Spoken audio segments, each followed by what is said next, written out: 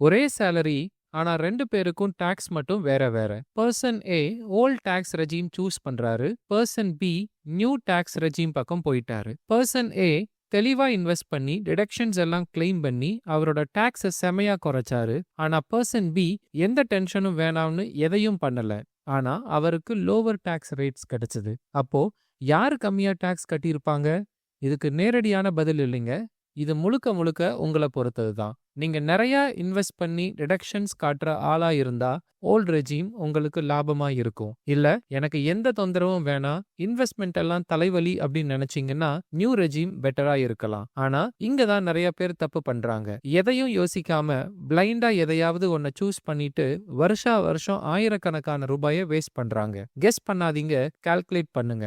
March 31க்கு முன்னாடி எந்த regime உங்களுக்கு உண்மையாகவே லாபம்னு செக் பண்ணுங்க.